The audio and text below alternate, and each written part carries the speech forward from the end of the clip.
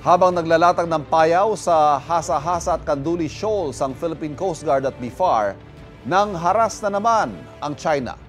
Bukod sa pagbuntot, sinubukang paghiwalayin ng Chinese vessels ang barko ng Pilipinas at mga Pilipinong mangingisda.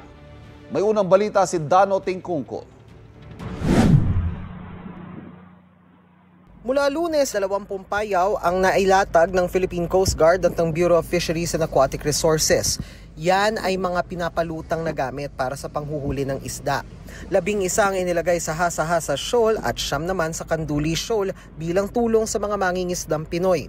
Hasa-Hasa and Kanduli only has a distance of 50 to 55 nautical miles off the coast of Palawan. Pasok sa ating exclusive economic zone and we have sovereign rights because of the bad weather condition at malalaking alon. It took us more than a day para makapagbagsak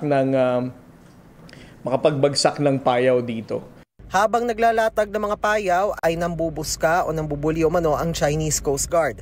Binuntutan nila ang barko ng Philippine Coast Guard mula Hasa-Hasa papuntang Kanduli Shoal.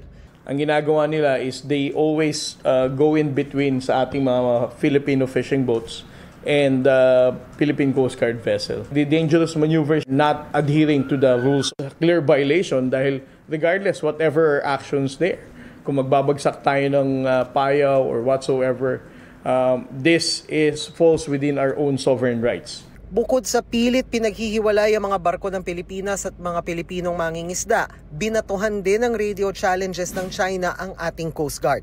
Sinasabi nilang what we're doing are actually unlawful. Sinasagot naman ito ng ating barko ng Philippine Coast Guard and BFAR that this falls within our own exclusive economic zone and that the illegal patrol being conducted by the Chinese Coast Guard is violation of the United Nations Convention of the Law of the Sea, the Philippine Maritime Zones Act, and the 2016 Arbitral Award.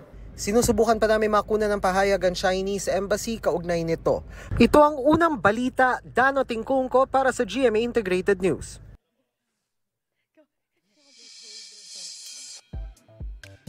Kapuso, huwag magpapahuli sa latest news and updates. Mag-iuna ka sa balita at mag-subscribe sa YouTube channel ng GMA Integrated News.